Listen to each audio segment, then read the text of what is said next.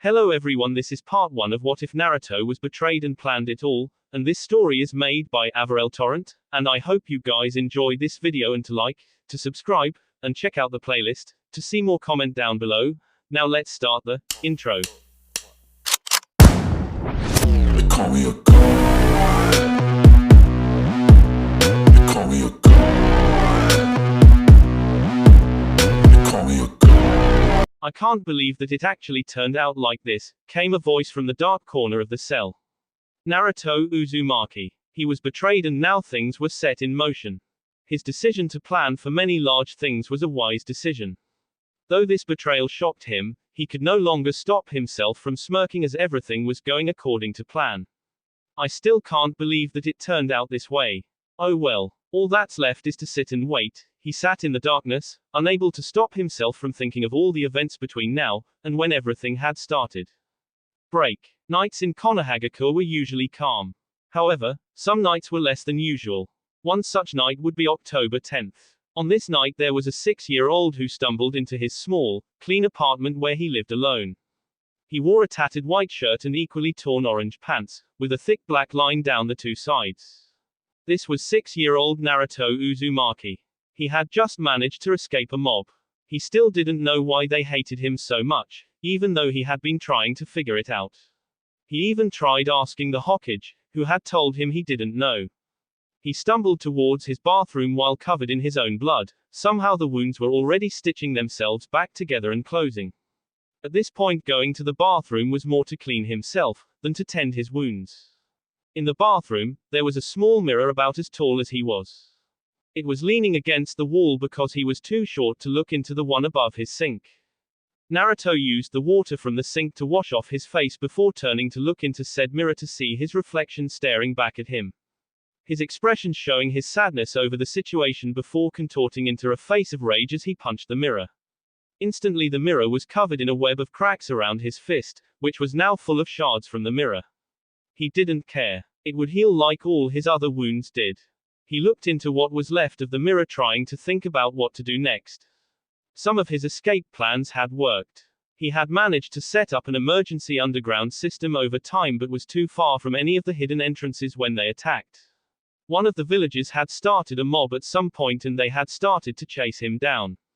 One of his escape plans that had worked was setting up small places he could hide where he kept some food in case he needed to wait there a while. He had one time hidden in the sewer system and had waited there. He saw how extensive it was and had started mapping it over the next few weeks, and had mapped almost every pipe. However, the openings large enough for him to get into were limited. When he realized this, he started to set up an underground tunnel system for him to use that he had been able to dig up himself. Granted, it was difficult due to the concrete and stone. I need to figure out more ways to avoid and escape conflicts with them. I can't fight a whole mob. Naruto had tried before when he was cornered, but it made things worse. They simply beat him more. Some of the villagers had attacked, and many simply watched. But then a thought struck him. Another perfect plan unfolding. He started to smile. It was a broad, almost goofy smile. Well, that's one plan that I could use. I wonder what hiding behind a smiling mask would get me. He turned to finish cleaning himself off before changing his clothes and moving towards his closet. As he walked over to his closet, he couldn't help but smirk as another plan popped into his head. If one didn't work, he could try another. Small ideas came to him all the time. He tried to plan for everything and discarded ideas that would never help. When he got into his closet, he opened a small panel he put in to cover a hole. He long ago started using the apartment next to his as a study where he kept his plans and thoughts. It would be bad if the Hokage saw some of them. No one else lived there and the Hokage had no reason to use the other apartment. Many of these included contingencies in case he needed to leave Konoha. He knew he would never get away if they knew he had plans for it. If the Hokage knew, he would set up ways to stop me. This was all important to him.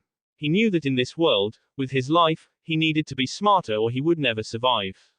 He walked over to a small desk he had and turned on a lamp before writing his new idea down. This way he could remember all of the details of his plans later. Well, that might help with getting some of them off of my back. He turned around and looked at the stacks of paper almost as tall as he was. There were hundreds of them. All were plans waiting for the conditions necessary to use them. If one was no longer needed, he would see if parts of it could be used in a different plan, then threw it away. Naruto had been looking into the small mirror in his hand for a while now. This was not the first time he tried to change a personality trait in order to appease them. Being more serious for some reason made things worse. They seemed to think of him as a more serious problem. Yeah, but this time I'm going to be hiding behind a mask of idiocy. 6 years of my life, they have made me miserable, and the Hokage still doesn't know why. I can't help but wonder why. All this time and there are only a few people I can trust. At least Weasel should be here soon. I can trust him. Right on time there was a knock on his window before a man in a weasel mask came in through it. Hello Itachi. I've asked you not to use my real name while I'm on duty. Even if you and I have become friends. Also, I'm sorry I was not there to protect you last night. My mission took longer than it should and I didn't get back until it was too late. Itachi said. Well, that's fine. I understand. Care to take a guess what my new plan for trying to keep him off my back is this time? Based on the way you're smiling, I would have to say that you are going to try and hide behind a smile. Exactly, Nissan. However, a more complex way of saying it would be that I will be hiding behind a mask of stupidity and a smile so that they take me less seriously and leave me alone. I hope it doesn't work though. Why is that? Because when I look at this idiotic smile in the mirror I almost want to break the mirror. I hate feeling like I might need to hide behind this stupid mask. I can understand that, Itachi started, so I hope for your sake you don't have to do so for long. Alright, it's taking all my willpower to maintain this mask. Let's get to the Hokage so I can inform him. Naruto said. Itachi nodded and followed as Naruto jumped out the window and followed from the rooftops as Naruto took off down the streets, towards the Hokage Tower. Itachi would have to stop by Naruto's place tomorrow night before he left so he could say goodbye. Itachi was going to be leaving tomorrow, leaving behind everything in his life for the existence of a criminal and a murderer. He felt bad that one of the few people that the younger brother figure trusted was going to be leaving him alone, but he didn't have much choice. On the way there they were met with no resistance. The people were too shocked by Naruto's weird and overly happy expression that they couldn't react before he was gone. When they got into the Hokage Tower, Naruto burst into the third's office. The third Hokage, Hiruzen Sarutobi, was currently alone with his fingers on his temples. He was squinting like he was trying to focus intensely on something. In actuality he was trying to disintegrate the mountain of paperwork on his desk with his mind. It took the village leader a few moments to notice that Naruto was there. Oh, I didn't notice you there, Naruto. Here to greet me before your first day at the academy. Naruto's huge and goofy grin did not go unnoticed. That's right, Gigi, he said with his hands behind his head. Still trying to make your paperwork disappear with your mind. Sigh. He was seen. Yes I was, the grandfather figure said. He was another one of the few Naruto trusted. So to tell, what is with the change of attitude? The last time I saw you was only the day before yesterday and you were rather bored with the situation. Naruto's smile wavered almost unnoticeably, it was so slight and fast. Well, I'm hoping that hiding behind a mask of stupidity will help get him off my back. The third instantly knew who and what he was talking about. We shall see. The third said, starting thinking about the effect this could have. You have tried changing attitude before. Are you sure this will work? My hope is that they take me less seriously. Alright, let's hope it does then. He checked the time. I have a meeting to go to and you're almost late. Go ahead, I'll see you later and we can talk more. Naruto turned to leave but stopped, his voice turning slightly darker but almost unnoticeably so. Have you figured anything out about why they hate me or anything about my family? I wish I did, but no. Nothing yet. The Hokage responded, his voice sounding slightly depressed. Instantly Naruto's voice went back into a cheery mood. Alright, well I'll get going. After he left, Itachi came from the corner and walked up to the third. So when do you intend on telling him? He asked. When he can defend himself and he is ready, was the reply, but before Itachi left he said, oh, and Itachi, I'm sorry. Itachi simply nodded and left the third to glare at his paperwork as he continued to watch over Naruto on his way to the academy. Over time, a few things changed. Naruto was now 10 years old. He couldn't help but wonder at some of the things he had yet to solve. The first was why Itachi had come to him that night and told him goodbye, or why the older brother figure and guardian had asked him to help his younger brother Sasuke to stay on the right path and get stronger. When he heard about the massacre of the Uchiha clan, he could not believe it at first. That was why Itachi had said goodbye. However, while he had figured out that part, he was unable to make all of the pieces fit. Why come to say goodbye when you were about to slaughter your clan? Part of it didn't fit, and Naruto didn't think it ever would unless he talked to Itachi again. However, after all this time he had still yet to officially meet the younger brother but had seen him a few times. It was clear that he would have to get close to him before he could help him. However, that was not easy as he rejected most human contact. He would have to wait until a time when it would be easier. Another thing that changed is that the attacks grew less frequent and, on average, less brutal. This seemed to stem from most people taking him less seriously now that he was an idiot. He was often left alone and had very few people that ever talked to him. For some reason people still avoided him. But that was fine. He had wanted to be noticed by the village, to make the village like and respect him, but for now he was settling for not being hated. He was now walking out of one of the side doors to the academy, as he wanted to avoid some of the roads and paths that were more widely used. As he walked out the door, he noticed that along the wall of the main academy building there were two people bullying another person while a fourth was lazily watching. His own words were that it was too troublesome to get involved. Naruto was about to go over and intervene, but when the word freak reached his ears, the idiotic mask he used to hide his true face slipped away for the third time since its creation. The first two being times when he was talking to the third and momentarily let it fall. The only difference was that this time it didn't just slip. The false face partially fell away to reveal a dark aura in his eyes as he let loose some of rage at the world he kept inside. Naruto quickly walked over, trying to contain the killing intent, and saw that Kiba and Choji were beating up Shino while Shikamaru was watching. Before Naruto got close enough to be noticed, he heard why they were attacking Shino. They thought Shino was a freak because of the way his clan had bugs living inside their bodies. It sickened Naruto. When he got close enough, his voice was darker than usual, and it carried the undertone that he was ready to kill whoever answered his next question unfavorably. What in the world are you doing? His dark, but calm, and slightly lowered voice shocked them all, even Shino, who was glad someone had come.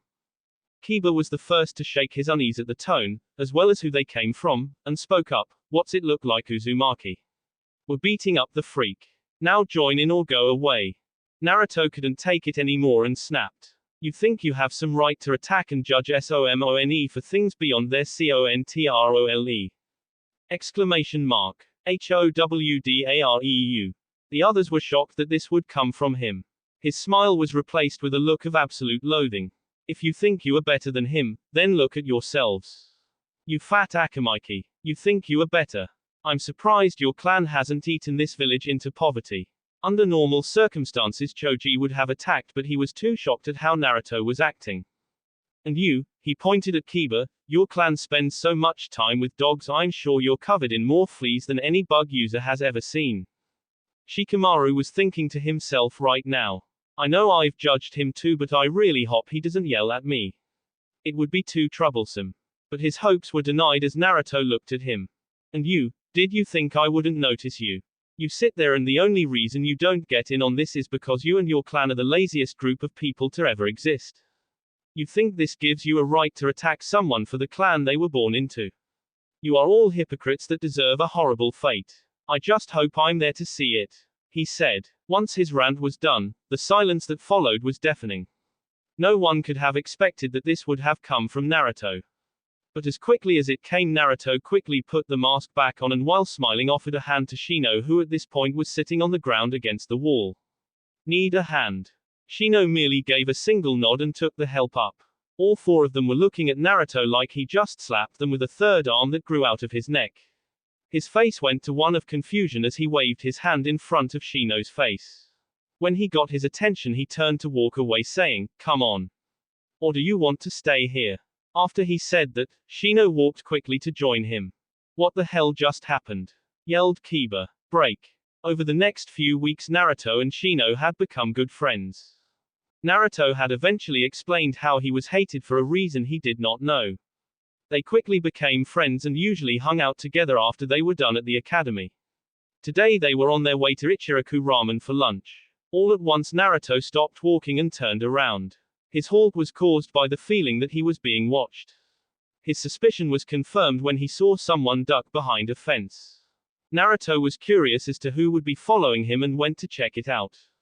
"What's wrong, Naruto?" Shino asked. He was unaware of them being followed. "We are being followed," Naruto whispered in response. They backtracked so that they could see who was stalking them. However, they were shocked to see Hinata. "It's that girl I saved from those guys a couple of years ago," he thought. He had seen her in school and realized how shy she was. "Hey there, Hinata." He decided not to question her about following them and instead decided to see if he could make a friend out of her. "We were headed to Ichiraku Ramen. Want to join us?" Shino quickly saw what Naruto was trying to do and agreed. "Yes, as they say, the more numerous the more favorable." Naruto looked at him. "I don't think that's how that goes, Shino." They both chuckled for a few seconds before turning back to Hinata. Shino spoke up. "So what do you think, Hinata?" She looked at Naruto and blushed while poking the tips of her fingers together as she started to stutter. Sure n Naruto. "Alright, let's go. I wonder if he will ever figure out why she acts like that," Shino wondered to himself as he watched the clearly oblivious Naruto turn towards their destination. Break. 3 days after turning Hinata into his friend, Naruto was walking towards the Forest of Death.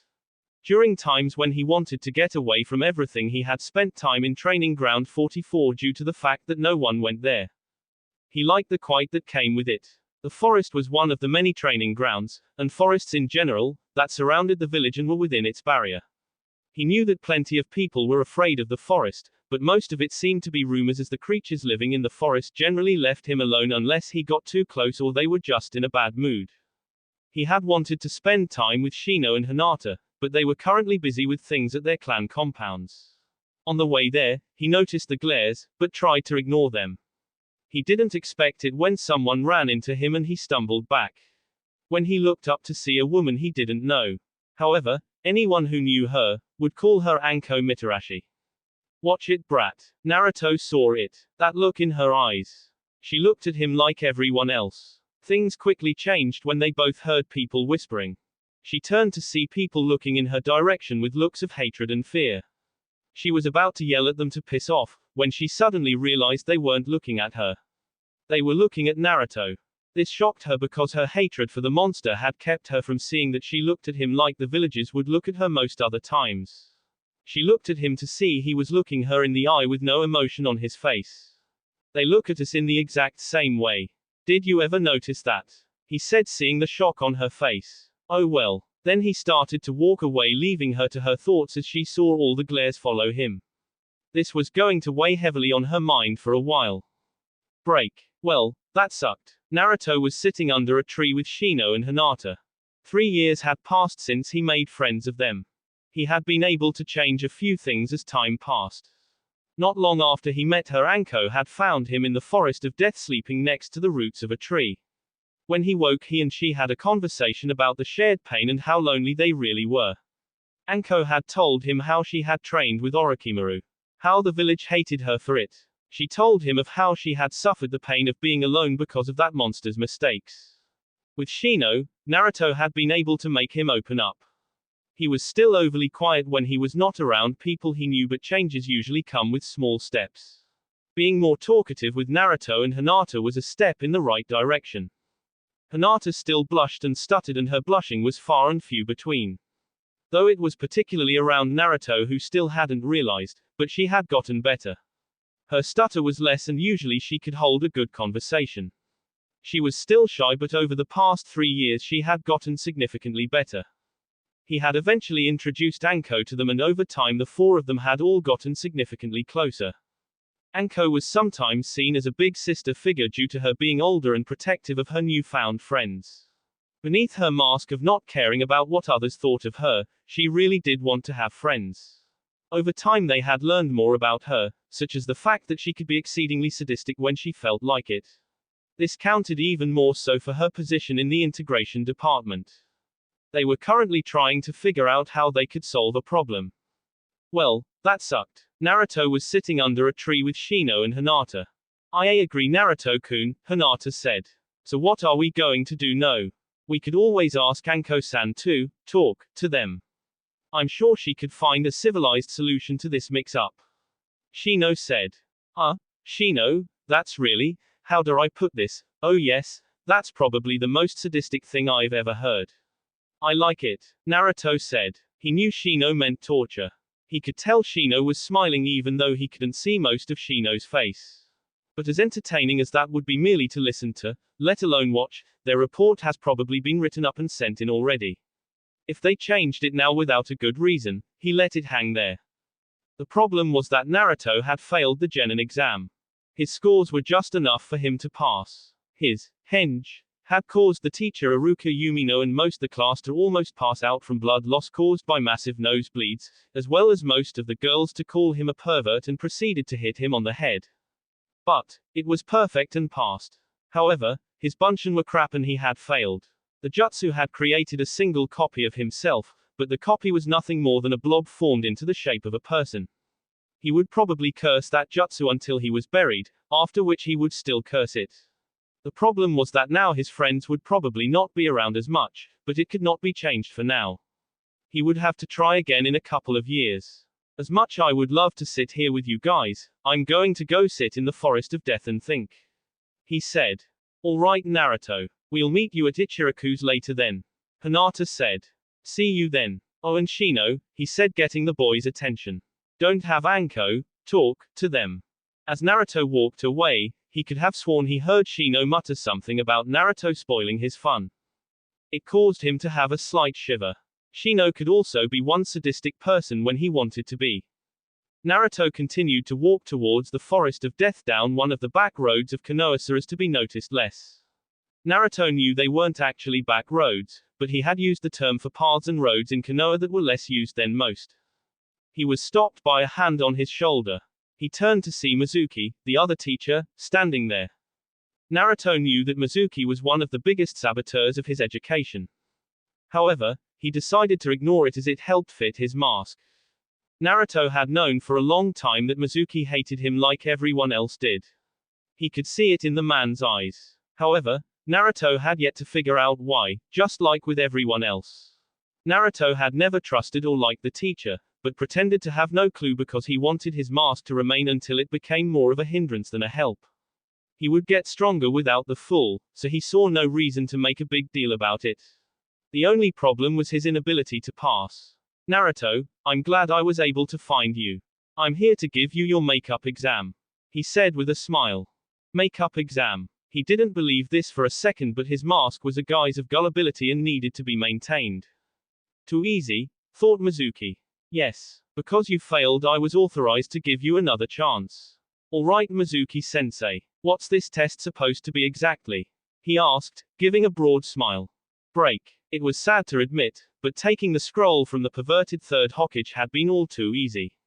Naruto was sitting in the small clearing Mizuki told him to wait to receive his Hitai 8, the item that distinguished him as a graduate student. Now all that was left was to learn a technique from the scroll. That means it won't be suspicious if I open it. Opening it gave Naruto the biggest shock of his life. There were notes in this scroll from the Shodaime, Nadaime, and even a few from when the Sandaime was younger. There were seals, notes, jutsu, and even information about the Biju, how to seal them, and Jinchuriki, whatever those are.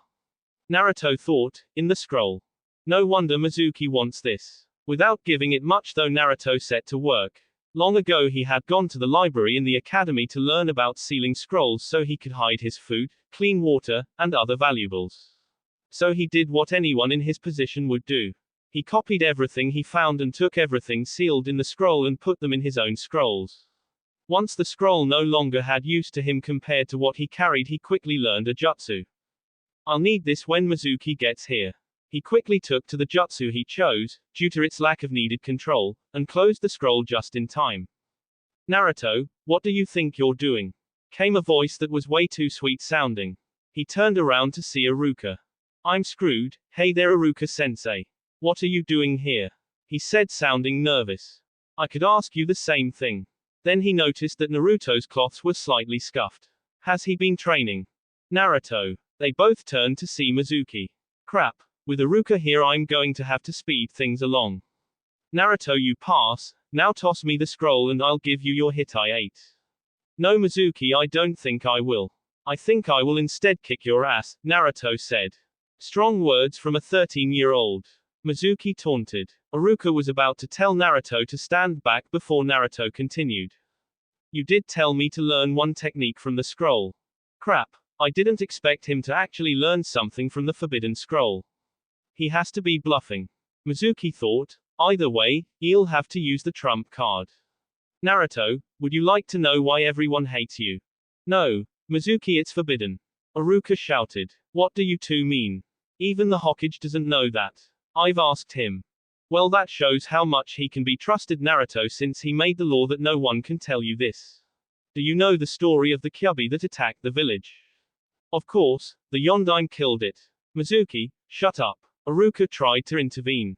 No. This came from Naruto, shocking both instructors. I want to know what you two are talking about. Mizuki smirked. Well, you can't kill a Biju. You have to seal it within another person. That day you were born, the fourth sealed it into you. You are the Kyuubi. Now die. Mizuki sent one of his large shuriken flying. Before Naruto could try to dodge or block it, Iruka jumped in front of it and took the shuriken to his back. Why? Naruto asked. Iruka went on to explain how he no longer saw Naruto as the monster everyone else saw. How his own life allowed him to understand why Naruto acted as he did. He long ago knew Naruto was using a mask to hide. He explained how he truly saw Naruto Uzumaki. He told Naruto how he come to think of Naruto as a younger brother because of how similar their lives were without family. Well, isn't that sweet? But I don't have time for this. Mizuki finished before he kicked Iruka away. Now I'll take the scroll and kill you both. Wrong team. Naruto's face contorted into one of rage. If you ever lay a hand on Iruka-sensei, I will kill you. Oh wait, I'm already going to do that. Naruto yelled as he made a hand seal before more than 100 Narutos popped into existence. Hold him down, I want to finish him myself. Mizuki may have been a chunin, but it didn't take long before he was restrained with the clones pulling each limb in a different direction. The real one walked up to his head before whispering in his ear, goodbye.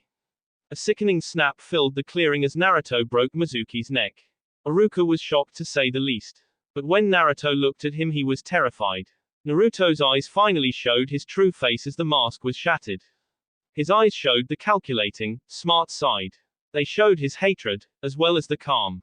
They showed that he was no longer the idiot with a smile. His face was blank. Well, Iruka-sensei, let's get back to the Hokage. Iruka simply nodded as Naruto helped him remove the shuriken from his back. With the adrenaline leaving his system mixed with the pain, it was not long before Iruka was being carried unconscious on Naruto's shoulder while he carried the scroll under his other arm. That the Sandaime Hokage, Hiruzen Sarutobi, was shocked was an understatement. He never would have guessed that the real Naruto would have been capable of something like this. He knew that the real Naruto would have undergone some changes under the mask over time, but this still shocked him. Well, he only found him and tuned in once Mizuki had gotten there, so didn't know about Naruto's cleansing of the scroll. They would be in his office soon, so he put away the ball and stood in front of his desk to wait. He was not surprised when Naruto came in without Iruka. He must have given him to a guard so he could be taken to the hospital. So, Naruto, could you tell me all of what happened? Sure. But first I would like you to make sure no one else is listening. His replay was a privacy seal being activated, and a signal for the Anbu, the elite of Konoha's shinobi, to leave. Naruto walked closer with his face still blank. He put down the scroll before he further shocked the Hokage. Naruto punched the grandfather figure in the stomach, causing him to lean over in pain. The Sandaime hadn't expected Naruto to attack him. They were close, and he saw himself as Naruto's closest thing to family. The saying was true then. Even the greatest could be taken down by what they didn't see coming. Even a stray kunai could take down a cage if they didn't stop it or see it. Naruto spoke, his voice low and cold. Did you think that would not happen? Exclamation mark. You lied to me. Every time I asked, you looked me in the eye and lied through your teeth. Did you think I could not be trusted? That I couldn't accept the knowledge? What other lies have you told me? Do you know who my parents are? The cage was panicking. This was all unraveling. You listen, you have lost my trust. You should be glad I killed Mizuki, because if I hadn't I would still be angry, no pissed off, and would probably have had a kunai in my hand when I punched you. The man's eyes widened at this. He might be dead had Naruto acted differently. Oh, and let's not forget I still need you to tell me what you know. I'm going home. He removed his fist and turned around. Things are going to be different now. I hope you realize that, he said as he walked out the door. Naruto woke to the sound of knocking. There was someone at the door. When Naruto got out of bed he was wearing his orange pants with single black lines running down the outside of both legs, and his Uzumaki patch on his left hip. He was also dressed in a black shirt with the Uzumaki swirl on his back made out of red line and filled in with white. As he made his way to the door, he had to wonder who could be there right now and what they wanted. When he opened the door, he didn't expect to be pulled into a hug, nor did he expect his face to be pulled into some large assets. The one hugging him was none other than Anko, who wanted to both hug and strangle the blonde at the same time. She figured this would do. Anko, I don't think he can breathe with his face right there. In actuality, despite sounding amused, Shino was actually jealous while Hinata was blushing. When she released Naruto from her grip she spoke. Alright, spill it. What happened? You didn't show up to Ichiraku's last night, causing these two to come and find me. Meanwhile I was summoned by the Hokage to track you down after you stole the Forbidden Scroll. Now you have to tell us why. Naruto nodded. Come inside and I'll explain. His face looked grim. When they got in, Hinata spoke first. Naruto-kun, when you didn't join me and Shino-kun at Ichiraku's we became worried. We went to find Anko, but all she said was that she couldn't talk at the moment because she was trying to find you. She looked pissed. I was looking for you because apparently you had stolen the Forbidden Scroll. Anko responded. Now why don't you tell us what happened, Naruto? Anko said, sounding falsely sweet. Great, here comes the shitstorm, Naruto thought to himself before he let loose a tired sigh. Well, I guess I should tell you how I came to create a mask to hide my true self, how last night it shattered, and how I killed Mizuki before punching the Hokage. His audience stood there gaping at him. Anko was thinking to herself, oh, I have got to hear this.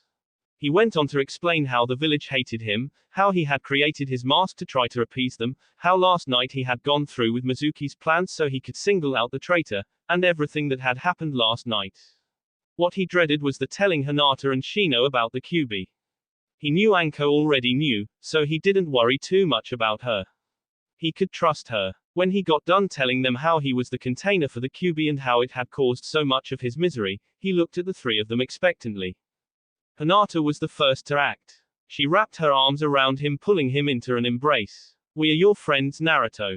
No matter what has happened, there is no way we could hate you for this. We will always be here for you, she said, as she started to cry into his right shoulder.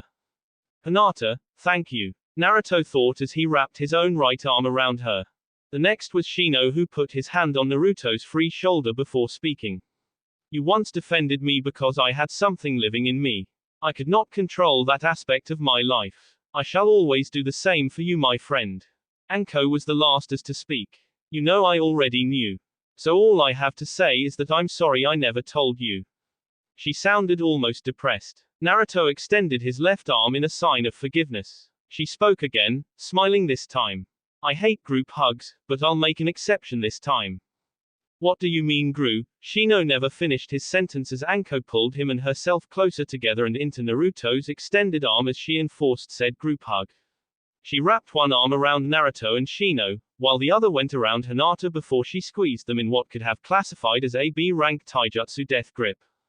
There was a collective, Anko I can't breathe, before she let them go, smirking to herself. Their moment was interrupted by a knock at the door. Naruto quickly went to see who it was this time. Who knows, maybe it's another groundbreaking life changer. When he opened the door it was Iruka. Sensei, what are you doing here? Aren't you supposed to be in the hospital?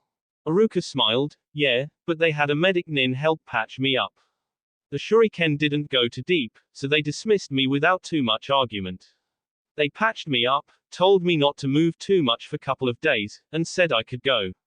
However, I'm here for more important reasons, he said as he pulled out a Hitai 8 and handed it to Naruto. What is this? Asked the stunned Naruto. Because you mastered the Kage Bunshin, the Hokage thought you deserved it. He also told me to tell you he was sorry, and that after he cleared his schedule he wanted to talk to you. Mind if I asked what happened? Maybe later. For now I just want to say thank you for becoming someone I can trust. What do you mean, Naruto? For now, just take my words to heart, sensei. Iruka gave Naruto a confused look before sighing and accepting it. Alright. Oh, welcome, Naruto. Also, I think I should inform you that team placement is in a few minutes. You might want to hurry up. My replacement won't wait on you. Oh no, we forgot. They heard Hinata say. Hinata, Shino, what you doing here? You're going to be late. Anko walked up and said, don't worry, I'll get them there on time. Sure, Anko. I'll leave it to you. Anko still scared the crap out of him. As long as you all get there on time. I'll see you later, Naruto. Goodbye, sensei. I'll see you later. Naruto responded, before Iruka left. Iruka tried not to run, due to his orders not to move too much. Anko still scared the crap out of him. Once, a child who failed the Genin exam paid her in dango and sick satisfaction to, as she put it, talk to him. He lasted all of 90 seconds before he said he would change his report. Just the memory of the event made him shiver. Meanwhile, Naruto closed the door before thinking to himself, maybe the Hokage is here to tell me I've been chosen as the Godime. As he opened the door to find nothing on the other side. Darn it. What are you doing? Anko asked. Nothing. So how are we going to get there on time? I'll handle that. Anko said. I'll use Shunshin. It's a technique that allows me to move at high speeds. Grab my arm and try not to puke. As much as they wanted to know how to do this and why they might puke, they knew they were short on time and grabbed her arms. When they got there were several different reactions. Shino hid it well, but was excessively dizzy. Hinata threw up in a corner. Naruto did better but was actively trying not to do the same as Hinata, and Anko let loose a sigh over Hinata's actions. Some of their classmates were shocked by their arrival, some, Shikamaru, were disinterested because it was too troublesome, and finally the teacher that hated the theatrical entrance face-palmed. Alright Yarene, time for me to get out of here. Good luck, Anko said before disappearing with another Shunshin. I've got to learn how to do that, went through many of the students' heads. Waving it off like it was just a distraction, the replacement teacher spoke, alright, come on. Let's get this over with, I've got a poker game after this. Naruto, Shino, and Hinata quickly sat down. Hey, Barker, I thought you failed. Came Sakura's voice. I did, but when I killed Mizuki after he betrayed the village, the powers that be decided I deserved a promotion. Was the only response she got from the blonde who was sitting there waiting with little emotion on his face. Shocked, she couldn't say anything before the teacher continued giving off team placement. Break. To say that Naruto was disappointed was an understatement. He and his friends had been separated by that ridiculous team placement. He ended up on a team with Sasuke Uchiha and Sakura Haruno. His relationship with the two was limited to say the least. 1. He had tried to get close to. He tried to help Sasuke, when he was in the same class so that he could fulfill his promise to Itachi. However, this was difficult, seeing as how Sasuke distanced himself from everyone. Now Naruto knew what Itachi was talking about. Sakura was originally on Naruto's list of people that might fit the obvious choices for his mask. She was someone that others would have expected to see his fake persona going after. However, he was happy he found friends in Shino and Hinata so he didn't have to deal with such idiocy. Naruto did have to say that waiting for 3 hours for their new team leader was beginning to make him angry. However, while sitting there, Sakura decided to ask Naruto about the sudden change in attitude. Naruto, what happened to you? You're acting different than usual. While he tried to hide his interest, Sasuke was also curious, considering how he talked about killing a Chunin. Naruto gave a short and derisive chuckle. Well, the answer to your question is simple. All that time you knew me, what you actually knew was nothing more than a mask I wore to get some of you idiots off of my back. Last night, when Mizuki tried to steal the Forbidden Scroll, revealed a secret that was punishable by death, tried to kill me and Iruka-sensei, and, last but not least, pissed me off, I dropped the mask and used a jutsu I recently learned to kill that team. They were too stunned to respond. The Naruto they knew was just a mask. Even Sasuke had a small amount of shock on his face. At that moment, Naruto was stood up. He was tired of waiting. I'm heading to the roof, he said. But what about waiting for our sensei? Sakura stood up trying to stop him from getting them into trouble. I'm done waiting here. You can tell him where I'm at when he finally gets here. But first, he didn't finish as he went to work with some rope and a panel that he pulled out of a scroll.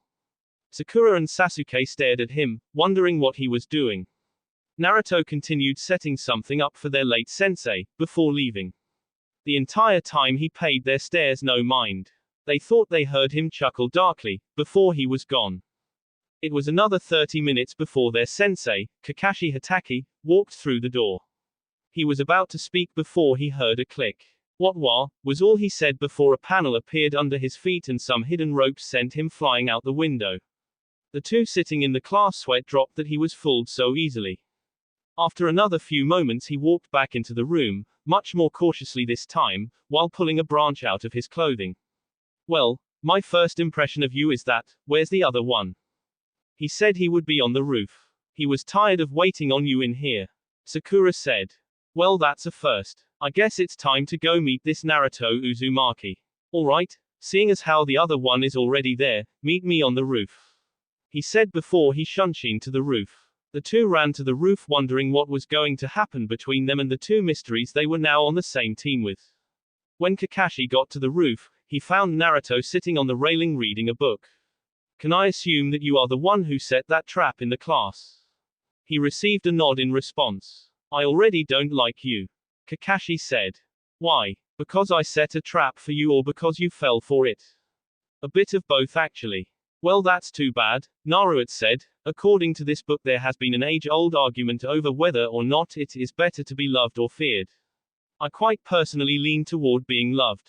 When people fear you they might take drastic measures to get rid of their fear. That sounds like a wise assessment. Kakashi responded. You like to read and can give some good wisdom.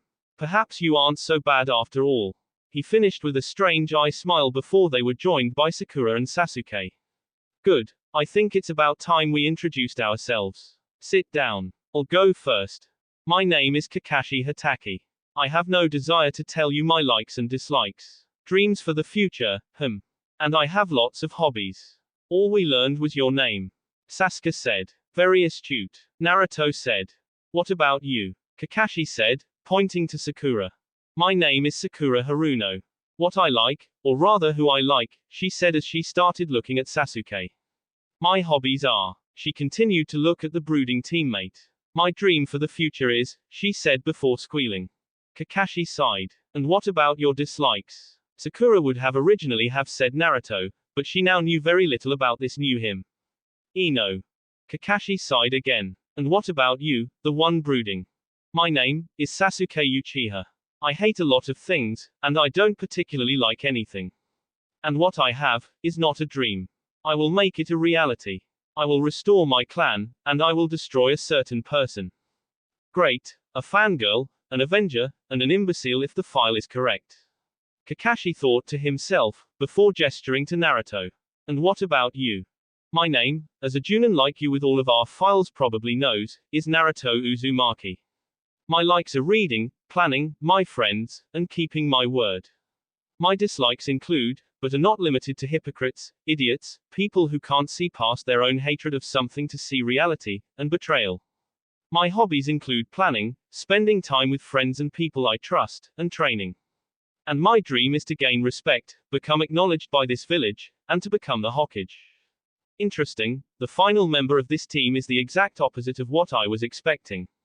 I'll have to ask the Hokage about that later. Well, now that we know each other it's time to get ready for your exam tomorrow. Sensei, didn't we already have our exam? That's why we are here to begin with. Sakura said. Actually that was just to weed out those who couldn't handle it. Tomorrow you will take an exam to decide whether or not you become Genin or go back to the academy. Meet me at 6 am on training ground 7. Good luck. Oh, and you shouldn't eat breakfast or you might throw up. See ya. Well, Naruto said standing up and stretching, I'll see you tomorrow. Oh, and I would disregard some of his orders. What foolishness are you spouting now, Dobe? Sasuke asked arrogantly. I'm saying that if you don't eat you won't have the energy for whatever is going to happen. I'd rather throw up. As much as Sasuke hated to admit it, Naruto was right. Before Sakura could speak up to call Naruto a baka, Sasuke said, He's right, we should spend more time getting stronger than listening to orders that might get us killed. Oh Sasuke, you're so cool. Sakura squealed with delight. I'm out, Naruto thought before taking off. With the hit I ate on his head, he no longer had to worry about the villagers. He was now virtually untouchable by them because of it. He knew that no matter how small of a part he was part of Konoha's military. The villagers might be unfathomably stupid, but they weren't about to attack a member of the military. That would give Naruto and the Hokage all the reason needed to justify having the villagers responsible put to death. However, as happy as he was about that, the Hokage wanted to see him. Time to go see what he could get out of the village leader. When he got to the Hokage tower, it was not long before he stood in front of the Hokage. If one were to look closely, you could tell said leader had been crying. Naruto was both looking forward to this talk and dreading it. You wanted to see me, Lord Sandaime. The third was shocked by the coldness in his voice. Hello Naruto. I wanted to talk to you. The Hokage said, sounding like he was trying to suppress his sadness. I gathered that much from Iruka. What do you want to talk about? If all you want to say is that you are sorry, well, I got that from Iruka as well. What I wanted to talk to you about, I need your word won't leave this room. He said as he activated the privacy seal. It will not leave this room except for the few I have in my own inner circle. If there is one thing I've learned, it's that I'm the more trustworthy of the two of us. Naruto said, a scowl growing on his face. The Sandaime sighed. Getting closer to Naruto again was going to be difficult. As long as it won't become common knowledge. I'm going to tell you about your parents. The look of shock on Naruto's face was priceless. He didn't expect getting it out of the man to be this easy. Walk with me, the Kage said as he stood up. Break. A few hours later and they were walking in the woods behind the Hokage monument. So my parents, they were one of the last Uzumaki and the fourth Hokage. Yes, the names are both on the memorial stone if you want to stop by there tomorrow. Their last wish, did you even tell anyone about it? Did you even try to tell the villagers what the Yondaime's last wish was? Did you even try to stop this village's stupidity? I did, but they were blinded and would not listen to reason. Well, then that is not your fault. What is your fault though is how I have lived all my life. Naruto said, his voice taking on an ominous undertone. What do you mean? He asked even though he already had a feeling about what he was saying. My parents left me their house, accounts, and everything else. Yet I lived, getting barely enough to survive from you, in a small apartment that was constantly vandalized, and as I recall when I was 5 the old place I lived in was burnt down. I didn't have much of a problem with that last one aside from the fact that I was still inside. If not for Itachi, I would be dead. His voice was getting darker and it made Sarutobi shudder. I want it all, Naruto said, shocking the Hokage. What do you mean? I mean I want my inheritance. All of it. You don't have a right to deny it from me anyways. You might have the power to do so, but not the right. It was left to me by my father and mother. If anything, I'm the only one in this world with the right to determine how these things are handled. Naruto, I don't think. What you think no longer has much value to me. You have no right to say no, now I'll say it again. I want all of it. Fine, but I would request you don't start attracting attention. You promised you would keep it a secret. That I did. You see, this was my first test for you. That fact that it didn't take much to get this from you means you are trying to get back on my good side, or at the very least you still feel remorse at lying to me. This won't be my last test for you, but know that it will not be easy to get my trust back. I will simply change some things, but I do intend on using my new home. I'll move my own belongings. Don't bother trying to send people to help, it will only attract attention. I understand. I truly am sorry, he said as he pulled an envelope out of his robes and handed it to Naruto before he turned to walk away. For now, leaving Naruto to his own devices might be best. I'll talk to you later, old man, Naruto said before putting some distance between himself and the Hokage. Once he was alone, he quickly created 10 clones. Keep yourselves hidden, don't draw attention to yourselves. Other than that, you know what to do, he said before they disappeared. The envelope he had been given contained the location of his parents' home, which was not too far away from his current location, the key to said home, and forms needed to access that accounts that now belonged to him. All of the jutsu scrolls that his parents owned would be in his home. When he got there, he expected to find a mansion fitting for a Kage. While the home was large, it was smaller than expected. The home was 2 stories tall with a design like that of an ancient Japanese castle with white walls and black roofing. Inside were 4 bedrooms, 2 bathrooms not including the bathroom inside the master bedroom separated by a door, a large kitchen, an even larger living room, an even larger library, and a good-sized office, and a small, walk-in closet that acted as a small armory. The walls had blades, kunai, shuriken, paper bombs, and Haration kunai on the shelves. He could tell that it was little more than a storage closet for weapons, but it was still amazing. The 4 rooms had obvious uses. One was set up to be the room Naruto would have been in when he was born, 2 were guest bedrooms, and of course the master bedroom. The kitchen was completely void of food, but all the appliances and such were still there and looked to be completely untouched during the past 13 years. The living room had several couches and chairs, a few shelves with board games and books on it, and a screen that was projected on by the projector in the wall. It was like a miniature theater as the windows could be covered with curtains that blocked out the light. Deciding to get to the most important thing, he headed towards the library. The large, well-carved, mahogany double doors had beautifully carved and complex designs of 4 intertwined dragons blowing fire and doing what could almost be called a dance. This image entranced Naruto for a moment before he opened them to find a room that seemed much larger than it should have been. All across the walls and filling the room were shelves covered in books, scrolls, pictures, notes, and other items. The sight astounded Naruto. However, he was broken from his trance as the 10 clones had come in. "Boss, where do you want this?" the alpha clone asked. "Take food, water and such to the kitchen and put them in the appropriate place. Take everything else and follow me to the office," the real one said as he walked to the office where he would store everything else until he found a good place for them. He had still yet to check what he got from the Forbidden Scroll. "I don't intend on even using most of what's in that library until later. I will build my own strength for now. I might learn some of them over time, but for now it doesn't matter. Alright, all but 5 of you. Be gone, or however I get rid of you. Dispel works," said one of the clones before it dispelled along with 4 others. So I get their memories. Later I'm going to have to experiment with what I can do with these clones. Alright, you 5 that are left, go see what you can find on Kakashi Hatake. I want to know as much about him as possible. Also, get any information you can on the Uzumaki and their home. Don't bother taking the documents. Just read them. I'll know. But bring me the information you find of the Uzumaki. They clasped their right fists over their hearts and their left arms behind their backs in a salute they had created. "Hi," they said in unison before taking off. "Well, I could get used to this. Things are changing. But I think it's time I plan for something important. I say there's a 4 no make that 3% chance of it happening, but I never thought that the 3rd would deceive me.